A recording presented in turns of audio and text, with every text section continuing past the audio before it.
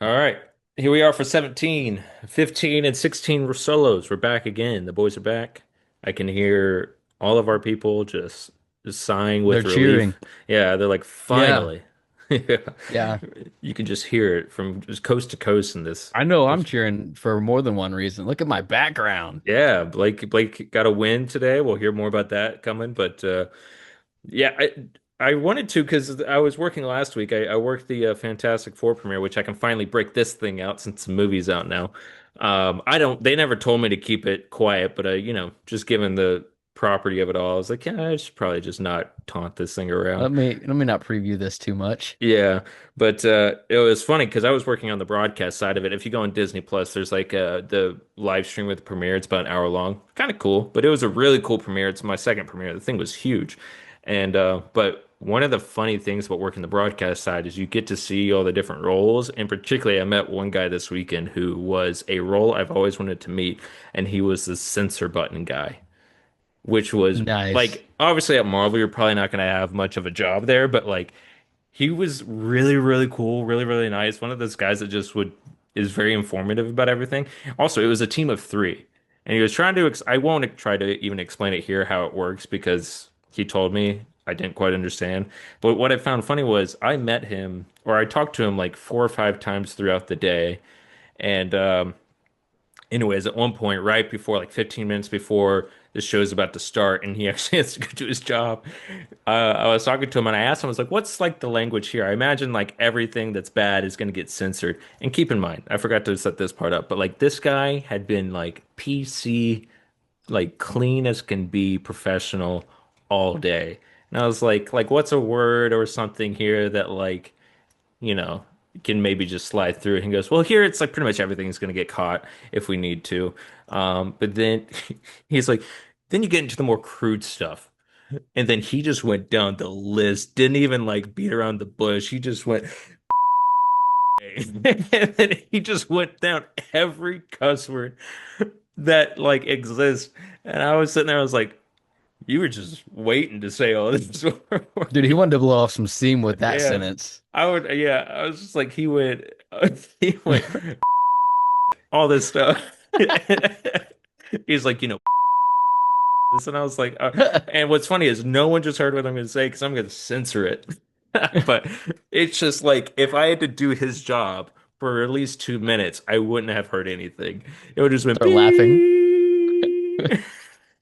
That's Oh, I hilarious. just started laughing because I was like, oh, that's crazy. But yeah, then he talked about how he had to do like some Grammys, I think, awards show, and he was like, yeah. Then Kanye came on, and he was like, and it was just N-words everywhere, and I was like, oh yeah, I'm sure, just Kanye and his music. And he was like, yeah, I think we only showed like 20 seconds of that song. And I was like, well, you have a pretty fun job, a pretty unique job, but he was a cool guy. But yeah, it was just funny, all professional. And then once I asked him the one question, that it seemed like the dam just broke, and he was like, "Let me tell you every word I love." I imagine him blowing off steam in the car is him just literally cussing. Just yelling everything you can think of. Yeah. That's great stuff. All right. Like I said, episode 17, let's go ahead and get into it. Lots to talk about. Let's go.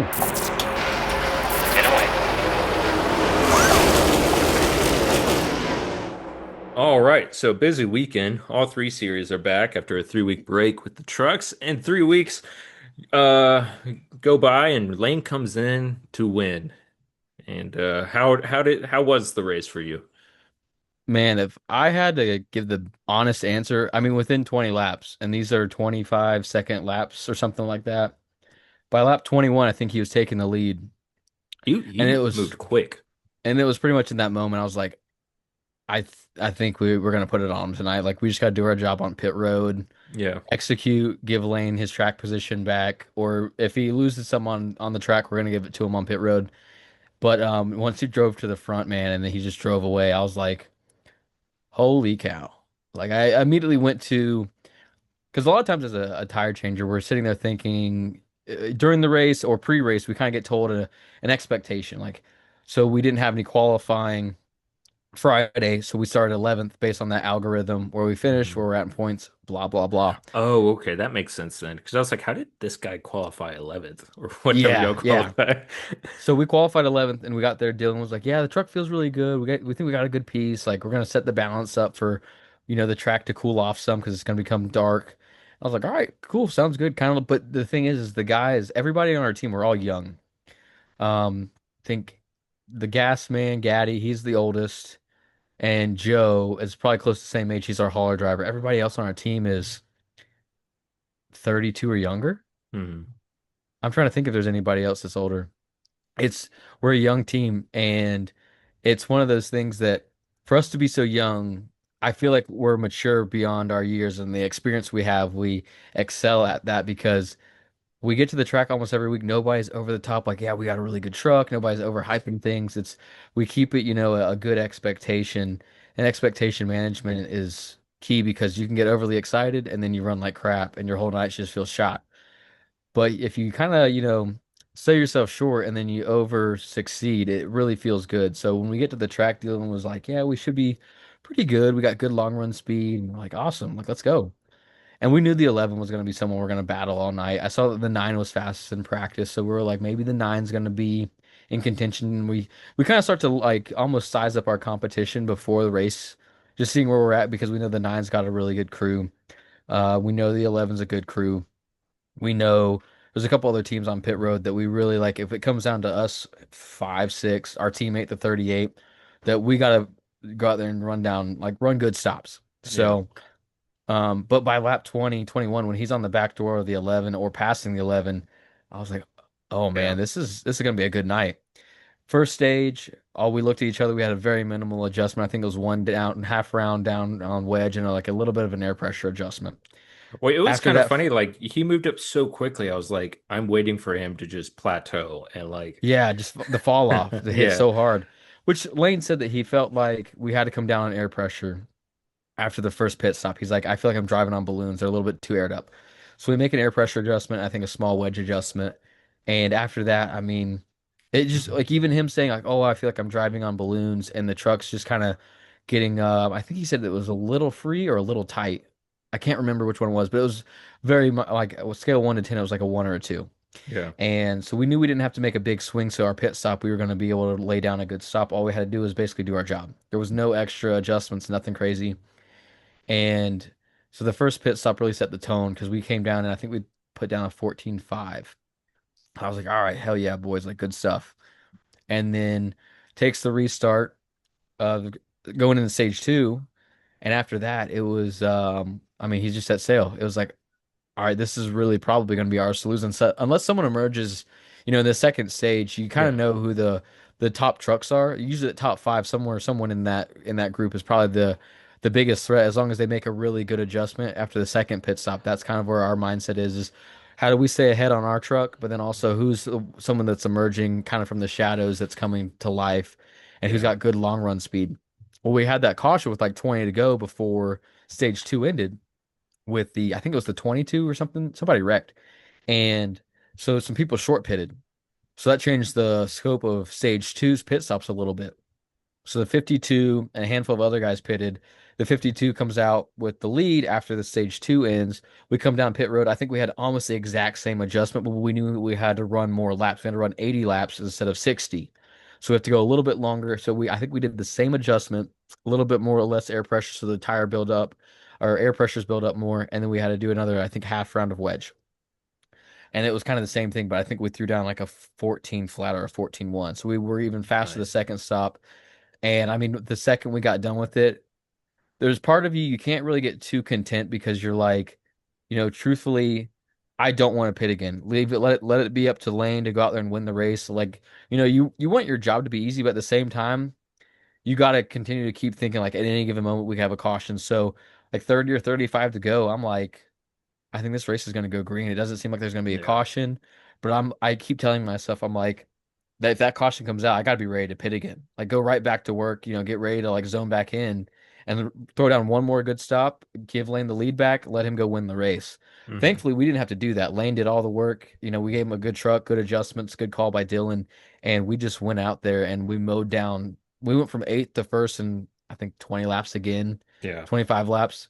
Because I think we led 160. So I mean, there's only 40 laps somewhere in that mix that we didn't have the lead, and we took the lead with I forget how many to go. Maybe it was 60 to go.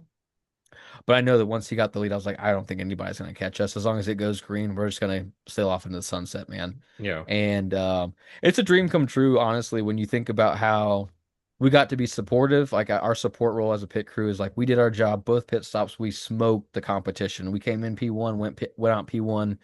But when we got to see the replays of the pit stops, I mean, we beat the second car off pit road by 10 car lengths. It wasn't Yeah. even close. So it's one of those feel good moments where like through and through from like drop of the green flag, pit stops, Layne on the track. I don't know if he even really lost a spot after the green flag was waved, maybe one on a restart where someone Yeah. got by him. But that What? 34 was on rails. There was no one that was going to touch him. Because even No. at the end, when Corey Day was kind of Making coming this. on strong, Layne was running at 75, 80% because he's running the inside line, preserving his tires. And he's like, if someone does get to me, I know I've got something in the tank left over in the reserve that he's like, I can turn it on if I need a 10 or 15 lap sprint. So Yeah. That's um, good. Well, it is was it a just day that you have a hard time looking back and like seeing, was there something you could have? no, I I, mean that was we talked about this a few weeks ago in practice with Layne. I said, "Man, I want one weekend where we go out and we almost got our wish in Pocono." I said, "I want to go out and get the pole, be fastest in practice, come down pit road P1 every time and go out P1 and then yeah. win the race." In a sense, we did that on the stat sheet in Pocono. We had the fastest lap, we got the pole, and we won the race. I think both of our pit stops were different because of the pit cycles in Pocono, but this race was like the finishing half of that dream that we all wanted. We led stage one, we led stage two, P1 on and off pit road, both pit stops. We just didn't get to have our pole, and we Yeah. didn't get to lead like all the laps. But between Pocono and what we did at Indy, we put that dream together. We're like, let's all like knock it out of the park. And Yeah. Gaddy, myself, Steven, we all were just like, man, there's nothing like when we look back at tonight and think about like is there anything we could have done differently? The only thing I would even say I have like a little bit of harsh judgment towards would be I had like one lug nut on each side on the second stop I had to go back and hit. Hmm. But it wasn't like it was a slow stop. It didn't cost us anything. It was Yeah, just clearly. it was we put down a NAS whooping is what we were all saying. Like it was a fun night to be on the 34 team. Yeah, no, it was fun to like. It's one of those things when you have the connection to the driver. It's funny or not funny, but it's fun to watch because you're just like, this is the race you just want to see every week, where your driver's just in first the whole time and has the truck to beat. And it's not an every week thing, which is really fun because it just makes you appreciate it more. Yeah. Um, Now, out of curiosity, like the question I would have for you, what's it like getting to be kind of like a almost like a consolation fan of Layne because I work for Layne, but Layne's also a great driver, great kid, great dude to just see, great personality. But what's it like for you getting to watch at home if you do get to watch these races? Is there some sentimental value to like, hey, my brother's on that team. If they win, it's yeah. Yeah, definitely that. I mean, I've since you've been in NASCAR and mainly when I've become a fan, like you just haven't had a competitive ride to this extent, right. for one. So like now having a being a fan or being on a truck that could win every week, it is a bit different in the way of like, oh, like The truck I race is on. I want to go I'm watch and much see more how. engaged, yeah. Yeah, And that like I makes want to sense. see it from start to finish more. Whereas the truck race back then, there was never really any like truck driver. I always have been just Xfinity and up. Like truck Yeah. racing, I don't know. It's such a revolving door that it's hard to keep with one. And so yeah, just you being on this team now, it is fun to watch. It is like also having done Pop and Top with Layne now. I feel more connected, but it's more of a like a an exaggerated feeling of what I've always had whenever, our dad being a detailer, whenever we detail somebody's coach, like we've done Denny Hamlin's coach Right. and Joey Logano's coach. Those were two drivers I didn't really like for a long time. And then after like You're just like, oh, kind these of guys are really nice, or they're they're nice or done some work for them, and you you kind of just have kind of like a see connection. past the persona that's put on. I don't know. You're just seeing behind the scenes in a way. Granted, I'm not detailing and, Denny Hamlin sitting there making me lunch. I actually have never even met Denny Hamlin, but like when you're Right. just in somebody's, you have to like cross over into their life a bit, into their space. You do just kind of have a bit more of a sympathetic, empathetic feeling for them. If you see like, oh, Joey Logano drinks the same water I drink, you're just kind of like, oh, okay. But yeah, no, it's kind of like that where it's just like you do kind of see the human over the The personified superstar triumph. or Yeah. celebrity status. I get Yeah. that.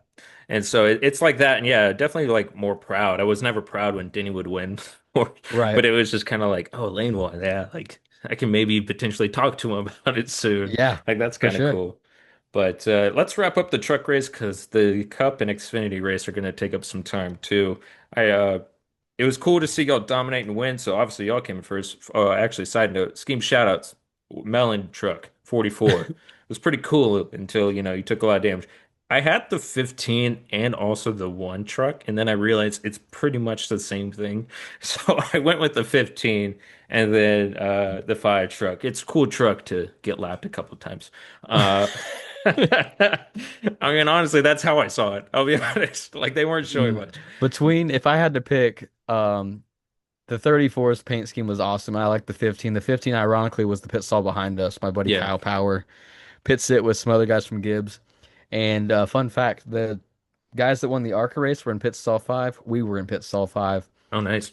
And Steven in the before the race, when ARCA was running at IRP with us there before the truck race, he was like, oh hey man, like the 18-1. And I'm like, dang it, dude, like we gotta set up our pit stall. And they're like, no, it's all good. It's gonna be good luck for us. And I'm like, Yeah. yeah, whatever. I mean, honestly, yeah, it could be. Didn't think anything else about it until we were standing on the wall after Layne got out of the truck and me and Steven were side by side. We're like, hey, pit stall 5-1 again. And I'm like, oh yeah, that's right. That's awesome. So that Nice. was pretty like ironic that the pit stall 5 was the one that won both races that night. So Yeah.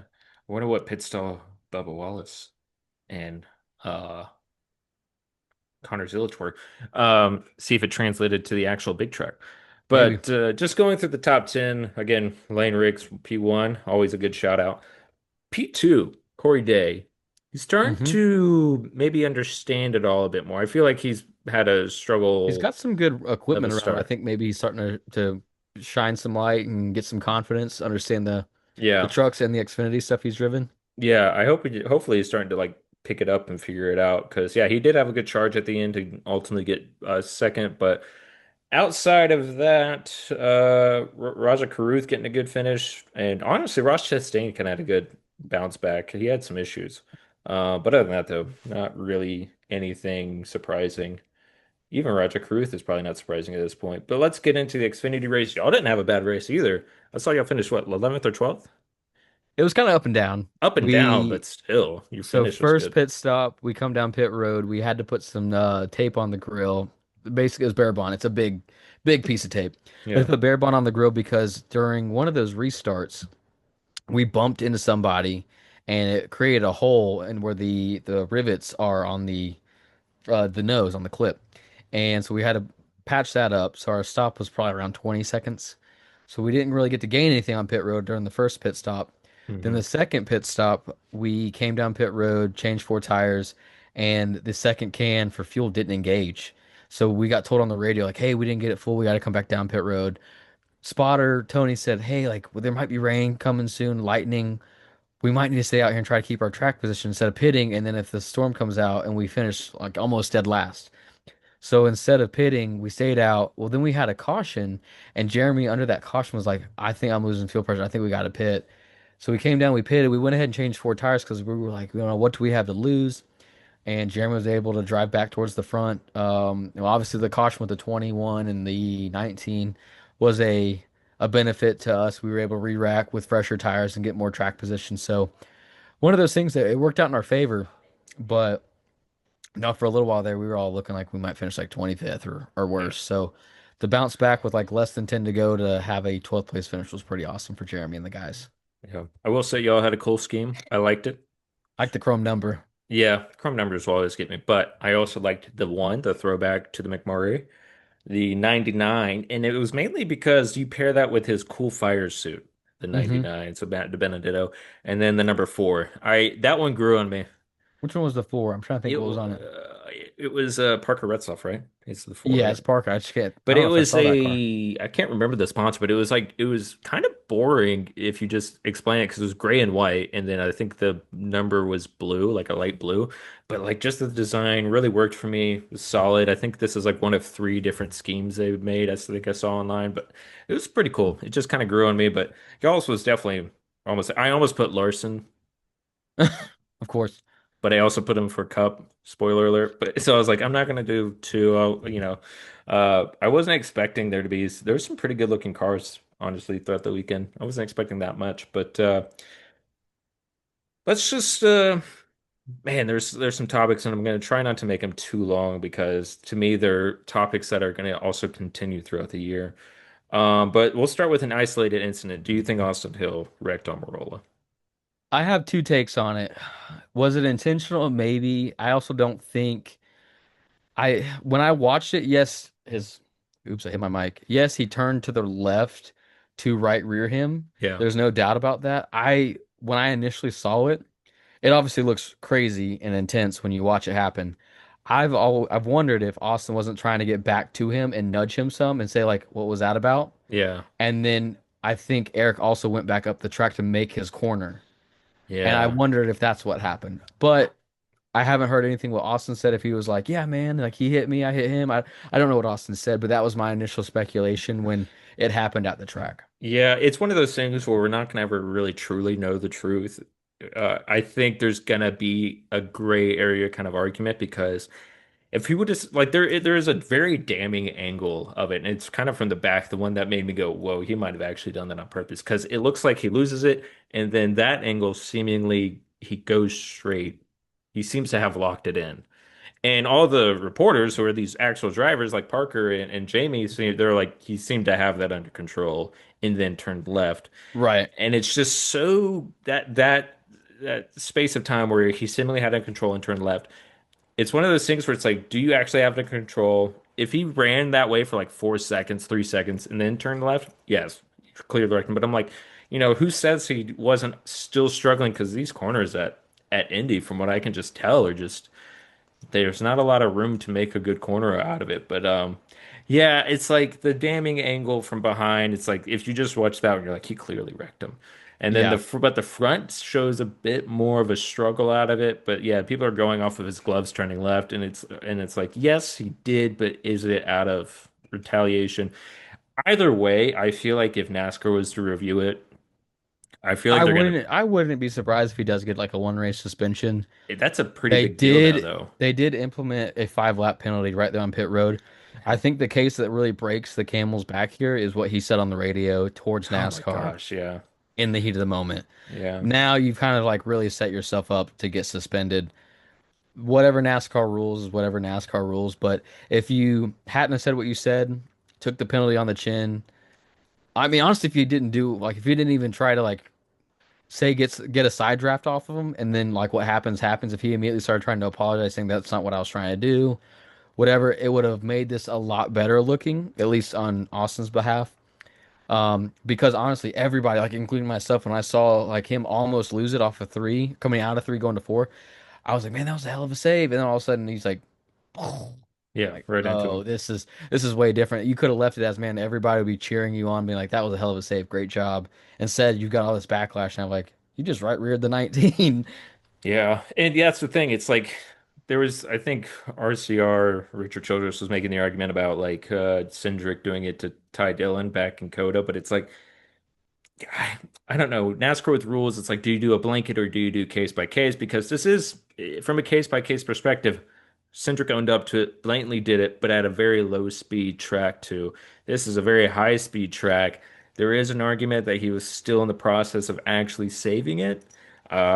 And that's I don't envy NASCAR for making these decisions because they really do need to like tighten down on these right rear hooks.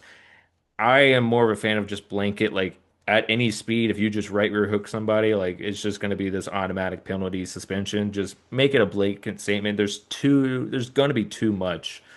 But in this case, there is that argument, and I don't know how much of NASCAR's resources they have to make a definitive decision on if he actually did it intentionally or not. Because again, like I just feel like if he got it under control, quote unquote, for a little bit longer, then it would have really shown his intentions or not. Yeah.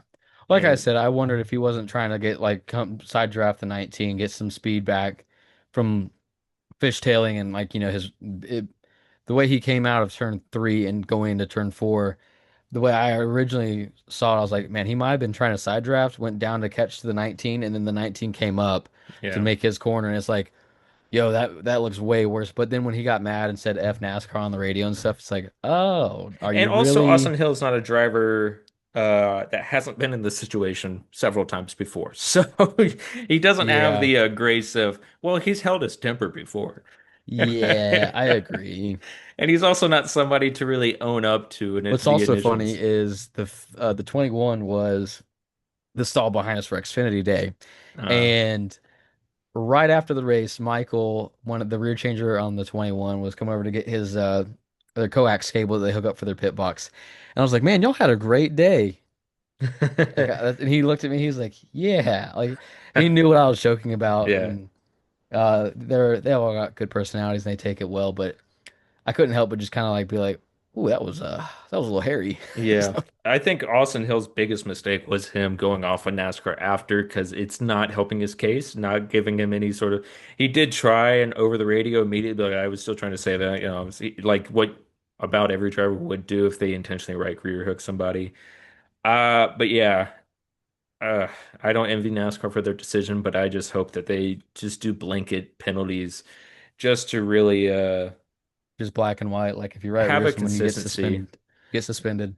That's the thing about NASCAR and just racing in general. There's too many different scenarios to make, case by case because it's just like, yeah, Austin Cindrix was slower, but he still did it. We're not gonna. He still did it with an intention, with being angry, and we don't want drivers to just make those kind of decisions when they're angry. I don't mind a fight off a pit road. On a fence with NASCAR because I think Chase Elliott made a good point with I don't know who it was that they fined $75,000 and Chase was like, "You're gonna fine them $75,000 and then also use them to promote it." It's like that's a bit, and That's very so hypocritical. yeah, and so it's like if I'm NASCAR, let them fight on pit road. Don't suspend them. Yeah. Especially if you're going to use that for the next week to be like, look, there could be If a you're gonna fight here. suspend them for right rearing them, you got to give them an outlet to go and, kind of let their emotions go, Yeah, whether that's confronting someone or talking about it. I don't want them to go like start cussing in interviews, yeah, but I also understand it. Like heat of the moment, it's like the real deal. yeah. But yeah, you can't be doing what the Stenhouse Bush thing last year, like put it all over social media and promote it and then find them. Like that doesn't make any bit of sense. And let the discipline of those situations fall on the teams and the Yeah, sponsors. I Like like that that's where idea the a lot. gravity for the driver will be. NASCAR's can slap them on the wrist and do something about their actual race day, but like to have a sponsor up and leave due to your actions would probably speak a lot louder Then a to your character. $75,000 fine. Yeah, that's Yeah. not fun, but I mean, if you Yeah. lose a sponsor over something you do, I think There there's weight to that more so than just NASCAR fining you. But I don't like it at all that like I said, they promoted it and stuff, but then they also gave them a fine. It's like that doesn't make any sense. No. And there is a bigger topic related to Austin Hill that I think we'll just leave it for later because it's not quite a transitional, but it was just the conversation we'll have eventually about RCR and just the observation of them at this point because they're a team that's been around as long as Joe Gibbs and they've had their success, No, they've but been like, around for like 55 years or something like that. oh, is it? I was gonna say for longer than Hendrick, but I couldn't say that Yeah, confidently. I think RCR's been in the sport for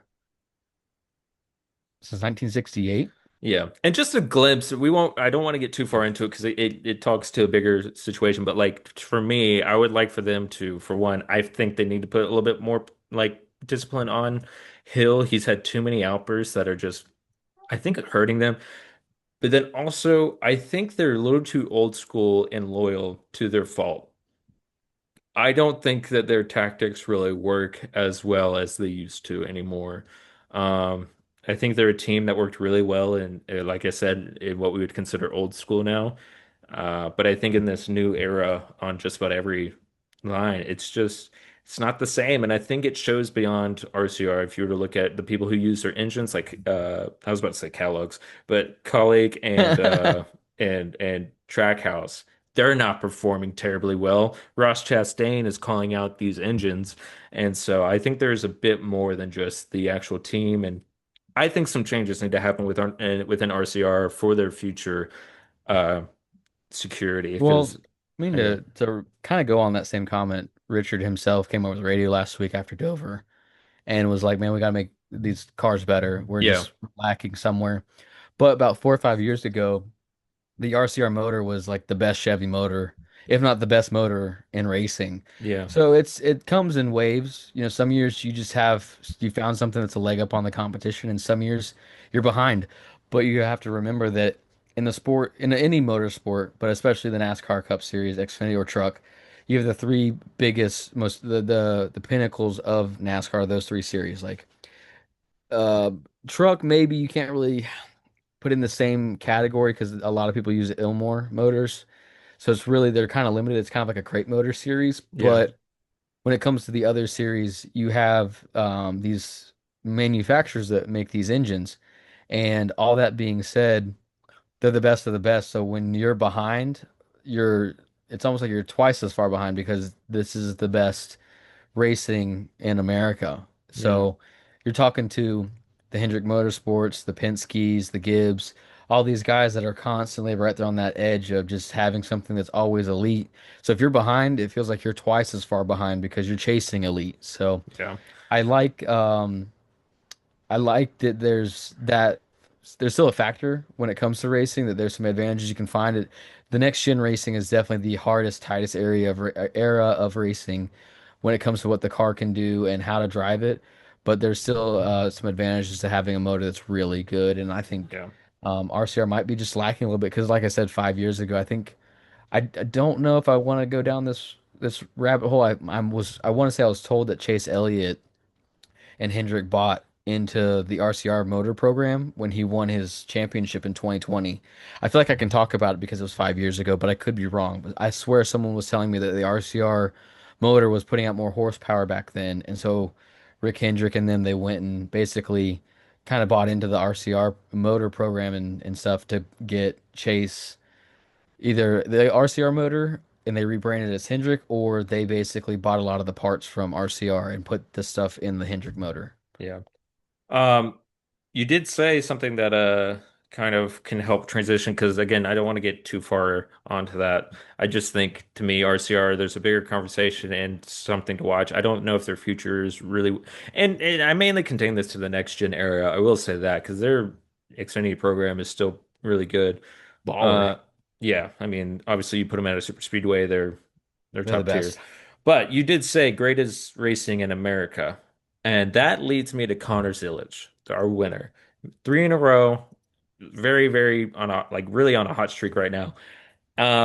He didn't win today, dominating. But he did make a really good move on Sam Mayer at the end, or was it Taylor Gray? I think it was Taylor Gray at the end, manipulating the air. So he did drive his way to the end, but he didn't do it in dominant fashion. I'll say that. But my question, and this has already been a topic, but Connor Zilisch is definitely right now the best superstar NASCAR has had in a while. My question is, since he's a threat everywhere, is he this next generation driver coming into NASCAR? And I don't mean like he's coming up with Jesse Love and Corey Heim. I mean like he is good everywhere. He's figuring out these ovals really quickly. He's already dominant in keeping up with SVG, who is showing the gap that NASCAR drivers have at these road courses and street courses. And has already beaten him and is keeping up with him when he is there. And my question is, someone like Zilic and their talent, uh, are they going to raise the bar on NASCAR?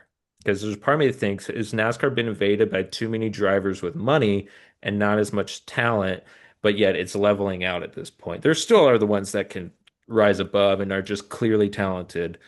And but like Zilich to me, he went over, raced with F1 prospects and is now coming over here and is figuring out the ovals. Like obviously NASCAR has their oval program down. Nobody can come compete with these NASCAR drivers, but you scale it up to road courses, and there's just this clear gap. Hmm. And I'm curious to see what he'll do in the next gen because that will kind of be the ultimate answer to it all. But there's part of me that like feels almost insecure about NASCAR drivers at times where it's like, are we truly like the best in the world at what we do, or is there Right. this vulnerability that we have? Um, but we do have more people who come over and try and fail than come over and succeed. I'll say that. Connor Zilisch Okay. just to me seems like the next generation that truly is could put NASCAR at this level of like you have to be able to do everything here to win. Yeah, that's a good question. I mean, honestly, I think every team wants to have a driver that just has it all. Hmm. I wonder if maybe some of the, to kind of almost answer a question with a question, would maybe some of these teams try to go out and find more talent to put in their rides versus someone that brings money. Maybe that's what happens with um someone like Connor, someone like SVG. Do some of these teams look a little bit harder and like, man, do we find a better driver? Or do we have someone just to pay our bills? Because ultimately, what's better for the team? I think Yeah. long run, the answer is having a driver that goes out there and wins races or puts together top five after top five. So it's kind of hard to really answer that, but I think you're absolutely right. I think Connor has everything to be a superstar. I don't know if I'd give him superstar titles yet, but the No. kid can drive for sure. I want to see him get a couple full season in Cup and see how he starts to do really where he stacks up because there's so many people that talk about Truck and Xfinity because all three of these series now run so differently. Mhm. Everybody used to say the trucks were the hardest to drive. Now they say the Xfinity is the hardest to drive. So, but to be able to get in even in the Cup car and still run well, because I know he's ran a couple races this year in the Cup car. I don't remember where he finished in any of them. I know that I think it was Coda this year. He ended up having an incident and they didn't even get to finish.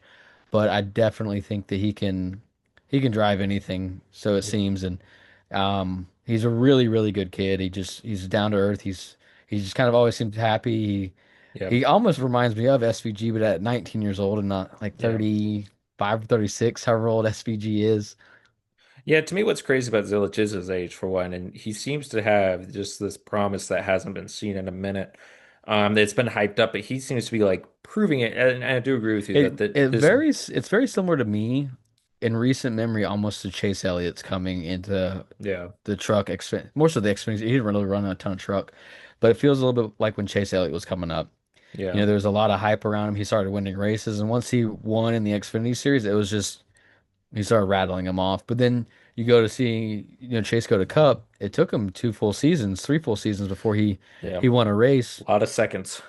A lot of seconds, a lot of Sheldon Creeding. So Yeah, it's something that who knows, Connor in a year or two might be might go to the Cup full time and then he might kind of sit 20th for a while, 15th because I mean even Denny Hamlin himself has said running in the Cup Series now is so much harder than when it was with Jimmy Johnson and Jeff Gordon. He said, I would rather go back to that time because it was easier.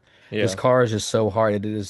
It makes the racing tighter, but it makes the drivers like that elite skill set is harder to show with this next generation car. yeah. Yeah, I'm curious to see because I there is an argument that the next gen might honestly fit Zilic more due to his success in other series. Maybe. But I just to me Zilic is when you talk about drivers like people like to say Larson is a driver who can really jump in anywhere, and I think Zilic is true to that term. Like he is just I haven't seen him on dirt yet. Yeah, I was gonna Uh, say, has he done anything in dirt? I don't think so. That's why I think Larson may still have the leg up. But I didn't know this that SVG has run dirt several times before in Australia. Didn't know that. Saw a clip of him doing it the other day. Anyways, let's move on. Again, we're taking a lot of time in these, but top 10. Obviously, Zilic gets first. Larson almost he went for it and he unfortunately took Allmendinger out and it was very You mean unfortunate, Allgaier? unintentional. I just think yeah, just got a little tight underneath him and everything. But Taylor Gray is gonna get a win. Poor This Taylor, man. man, he is. I hope he doesn't have the what we would call the creed, where he just like he always Second, has this second, second. promise, or yeah, seconds in this case third. But Ryan Sieg had a good day. William Swalach good day. Daniel Dye, very good day. I know he had problems in practice or qualifying, and then Dean Thompson 10th. So honestly, like Heck yeah. IndyCar or not IndyCar, Indianapolis Xfinity is running the best there right now due to that they can pass for the lead. I don't think there's a single pass for the lead during active green flags on Sunday. So No, I actually did hear about that. yeah, I didn't get to watch it beginning to end. I got to watch the last uh 40 laps, yeah. 45 laps at Indy. Well, we'll But get yeah, there into it. wasn't any passing under green. Yeah, it was kind of frustrating. And like that's what was fun about the Xfinity is somebody could challenge for the lead. Zilich did it, manipulated the air, got him loose, was able to do it. Old bit of old school, what we would come to love with NASCAR. But jumping into the Cup race, Bubba Wallace, what a He fun did it. win! Yeah, I feel like I picked him twice this year. It's kind of like the dark horse. And he he finally sounded got like himself he got himself a crown jewel. And in my opinion, if he had ran off with that win, if there was no rain delay ever during that race, how many people would have said, "Oh, Larson had the better car. Larson was going to catch him and win." yeah, Dude, he got to prove it back to back restarts that he he did. wanted that win. And I Yeah, think maybe one day he'll have some self-reflection and he might have already done it. He might have already talked about it and I just didn't hear it. But he probably feels better. He earned it that way instead of just like, because he said he was starting to get free, I think, towards the end of that run.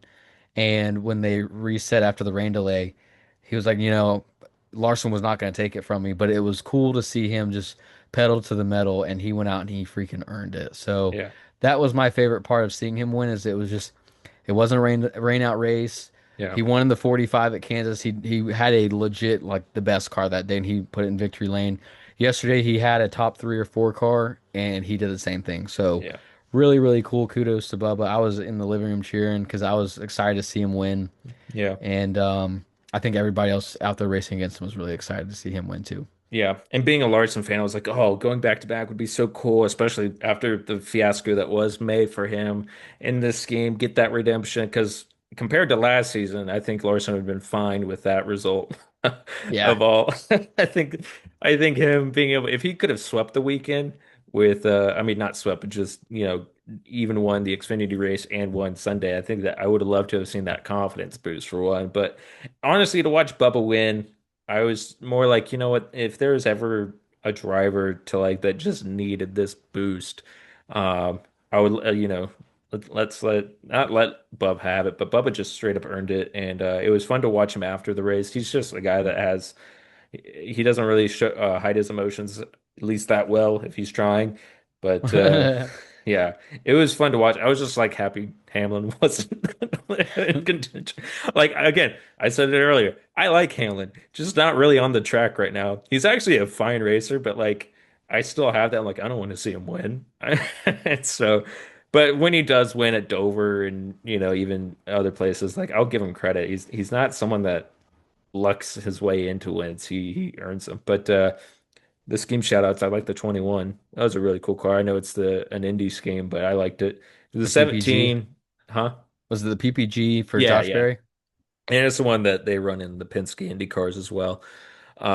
But the 21 was cool. He obviously didn't have a horrible race. I don't think he has the result for it, but I feel like I just kept seeing him. And he definitely pushed Larson a couple times at the end. But the 17 was cool.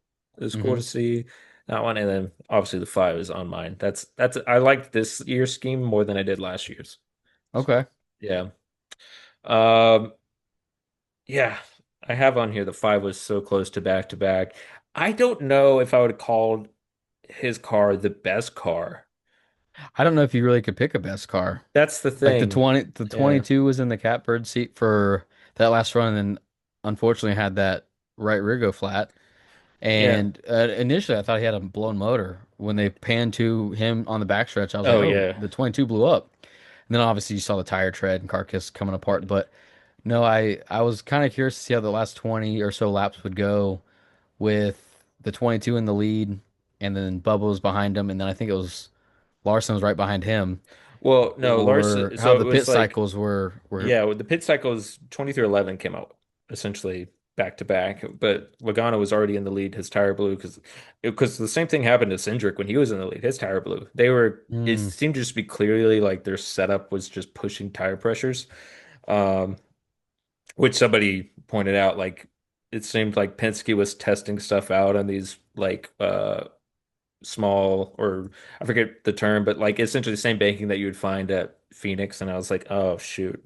Like it seems funny right now, but then you're like, oh, they might be trying to do a setup for Phoenix. And which is guys just gonna be so annoying for me if Penske like they just turn it on in the playoffs. Good on them, but it's also just kind of frustrating. Anyways, but yeah, so it was like Logano, Bubba, and then it was Reddick, but Reddick got passed, and then I was kind of hoping it would just run green because there seemed to be like Larson was catching him.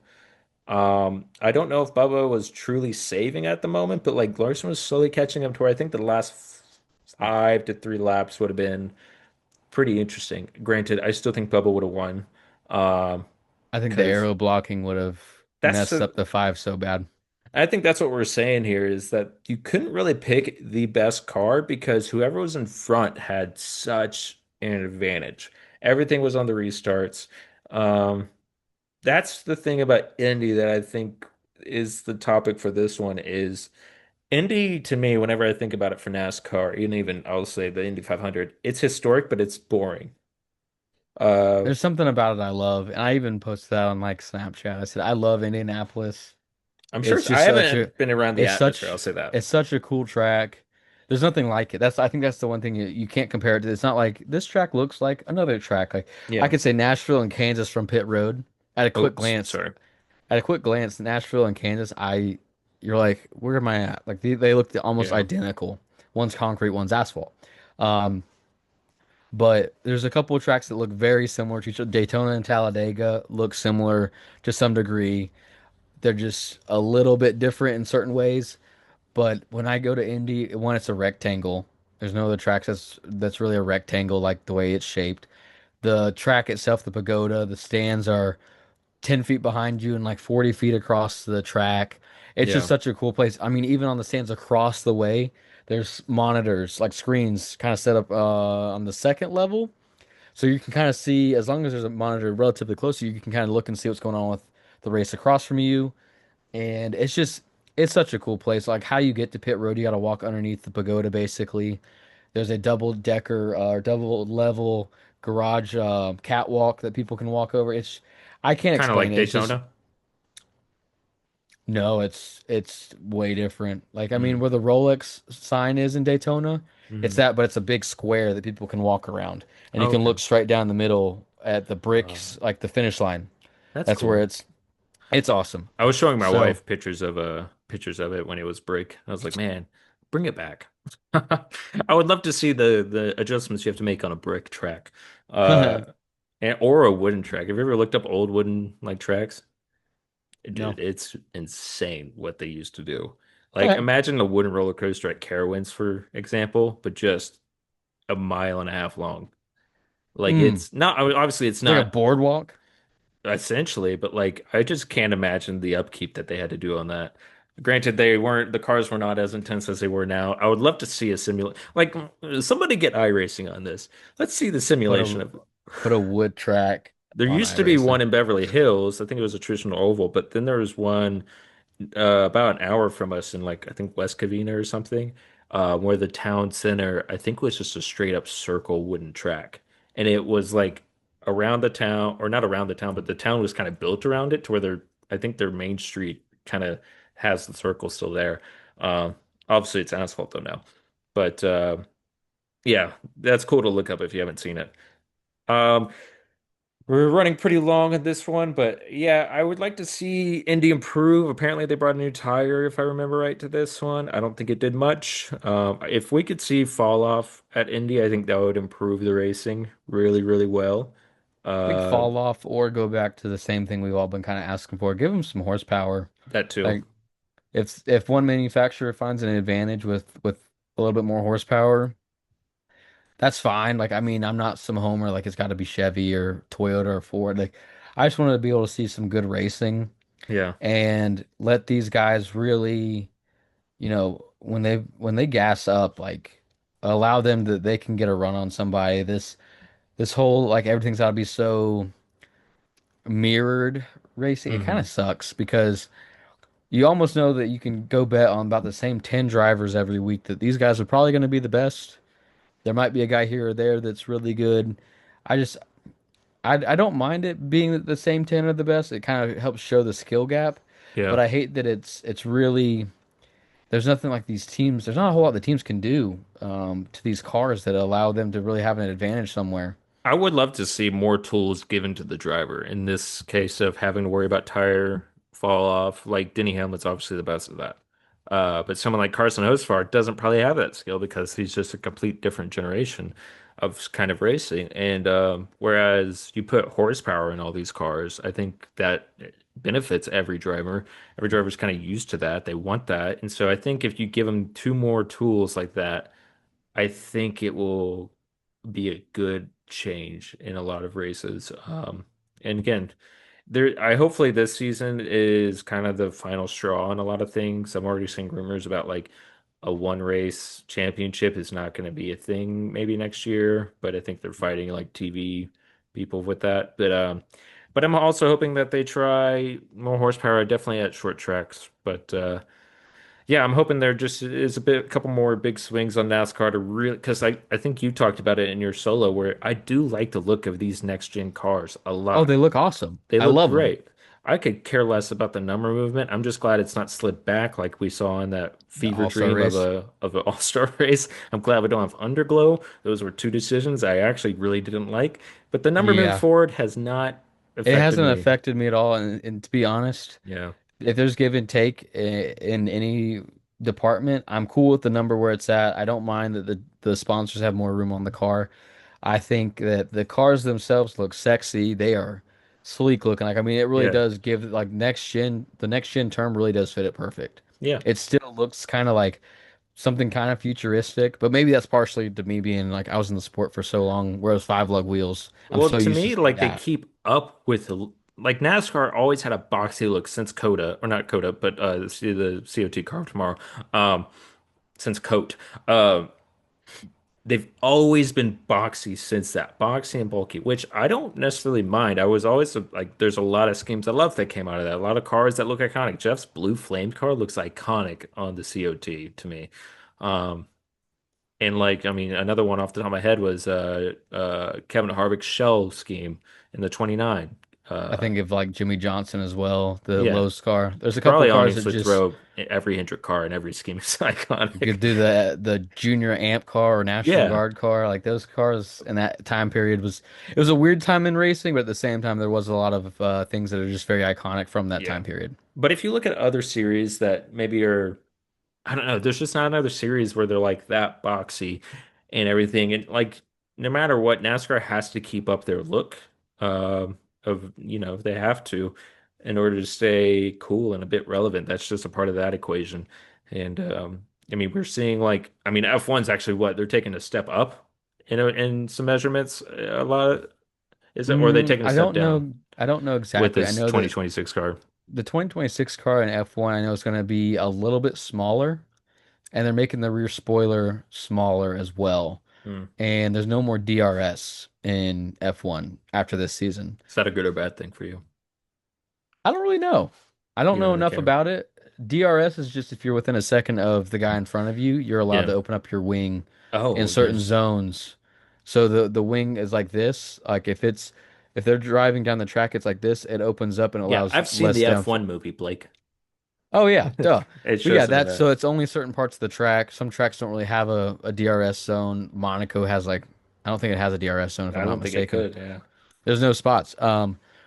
But yeah, it all depends. So each track's a little bit different. So some tracks benefit more to having more DRS zones. Monza in Italy has Oh, I'm sure. one, That two. one's got a lot. That one NASCAR could go to.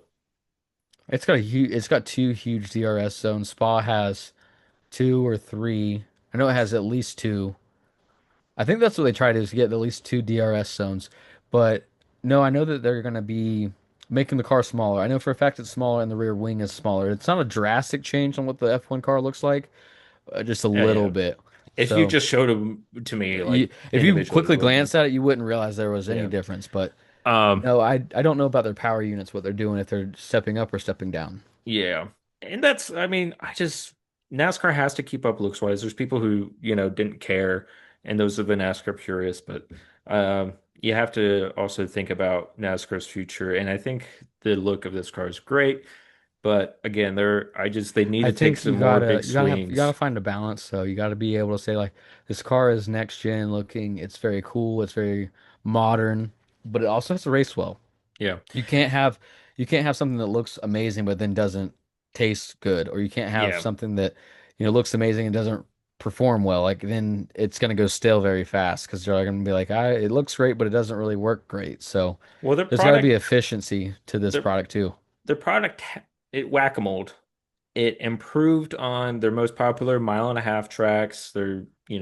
A lot of these tracks that were kind of boring before, to an extent. I mean, not all of them were, but it took a hit on their short tracks and their speedways and everything. So they just need to figure out the balance, figure out something. I know they had good intentions with trying to make this cheaper, whether that's still true or not, I don't know. But I think they also rushed it and they're having to, rush to fill in those holes. But yeah, I think Indy could use some help. Um, there's definitely some glaring issues. Well, Fortunately, I don't know either off the top of my head if Cup does this or not, but I was talking to Jeremy this past weekend, and Xfinity runs a restrictor plate. I wouldn't be surprised, but it seems like they do. The Cup Series Um, or the Xfinity Series runs a restrictor plate. It's like going to Daytona, Talladega. So I mm, didn't know that. So when he's wide open, that's all he's got. You got to have help. So yeah. that's why the racing might be a little Well, better. that kind of reminds me, and I was going to say this earlier, but I was surprised at the end when Larson and Bubba were lining up, like uh Byron kept going low, and I was surprised by that because, we're talking about this, I wondered that too. I wondered if the idea behind it was the 24 wasn't going to push but he clearly did. the 23, and he was going to basically leave the 23 out there to like, do it on his own. I And was then I also realized that Josh Berry didn't push the 5. So they Yeah. kind of backfired on both of them. That honestly, maybe looking back at it, the 24 should have lined up with the 5. Yeah, That but might have been their only fighting chance, but I think then Denny was going to be right behind yeah. Bubba. And I think So Denny had a better car than the 24. Uh in the end, though, I will say, like, I was kind of annoyed in the moment, but I was also like, well, I also get annoyed by manufacturer manipulation in these races. And so I was like, good on them for I'll be not. honest, then, if you don't like that, you will not like F1. Oh yeah, I know. I keep up with F1. I don't wake up to watch the races, but I will like occasionally watch some highlights. I'll keep up with who finishes where, like who's the hot seat right now and everything like that. Like I keep up with enough to be able to I like ask a question at least that's not basic. Anyways, let's just look at the top 10 because we've talked enough. But yeah, Bubba Wallace, honestly, just really cool to see him win. Hopefully, he doesn't go through another long drought. I actually hope this really helped him turn a corner to fully complete a race with a great car. Mm, my favorite part was a week ago they got their charters taken, Yeah, and then they're like, "Here's a trophy. yeah, Thanks for suing us." yeah. And that's that. Like We'll still you take some of that purse you money. couldn't laugh anymore. That's like when Tom Brady and the whole NFL, like this the Deflategate football situation, Yeah. at the end of the year, Roger Goodell's like, "Here's the Lombardi Trophy, Tom. Like, great Yeah. job." I mean, to be honest, I'm not someone that truly believes NASCAR is out to get 2311. No, and that's I the haven't other thing. seen the evidence for it yet, but like if 2311 wins, we might see something. I don't know, but it's also not the France family just sitting there at the track. It's still you have whatever his name is, Steve something at the top. Is it Phelps. Steve? I was gonna Steve say Phelps. Steve Phelps. But anyways, yeah, I've seen a lot of people being like, they're gonna get 2311. They hate Denny right now. It's like I really don't I think they don't do. think it's really that. I think it was just more of trying to be fair, and that's what the way they have to voice that to get something to change is to Yeah. go through the legal system. But yeah, so Bubba Wallace getting number one. Shout out to Denny Hamlin for coming from last to third. Great job for that whole team. It's more than just Denny. He mentioned like uh all of Joe Gibbs and some of 2311 were helping build that car. I think I heard it took like 7.5 hours to get it ready. So just good result for them for a lot of work. Ryan Preece fourth, good race for him. And Brad Keselowski, Todd Gilliland, I'm just going to keep going. Wow. And Carson Hocevar getting 10th. So A lot of people, especially Todd Gillen being sixth, we really don't see that. Blaney took a bold strategy at the end and still came in seventh, so I can't say that the day was bad for him.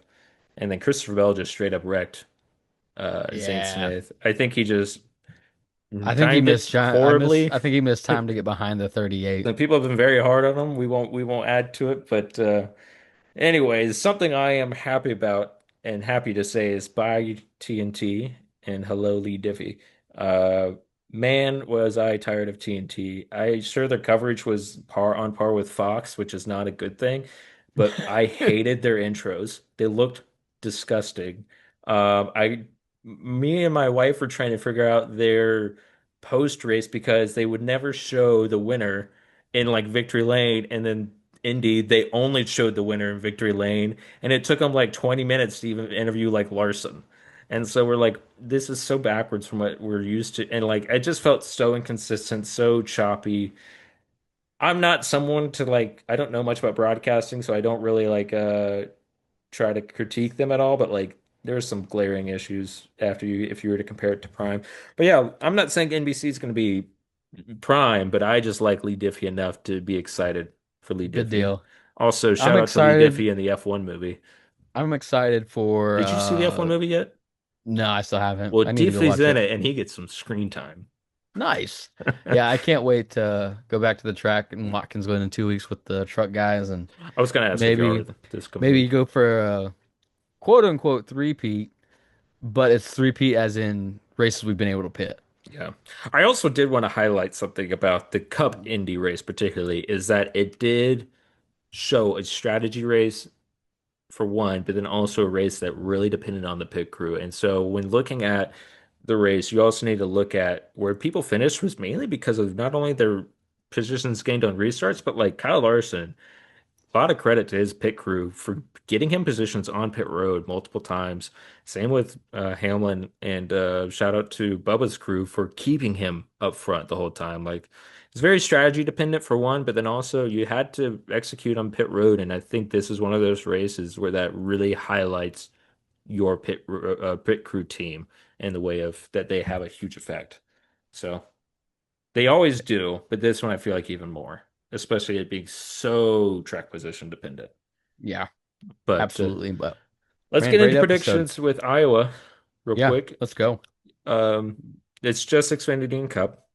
Yep. Haven't seen the entry list yet, so I don't know who's coming down or Can't pick whatever. Connor Zilic if he's not going to be in it, Owen. Oh, I mean, I might as well. The kid is on fire right now, but I'm gonna go with I'm actually gonna go with Austin Hill.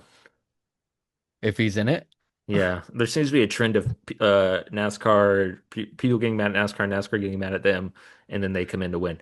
If he's in it, I'll pick him. If he's not in it, I'm gonna say Carson Quaffle. okay. Not even I'm thinking. gonna I'm just go. saying. I'm gonna go. I'm gonna see. I hope Taylor Gray gets his first win. Maybe That he is a could good get one one. too. Yeah.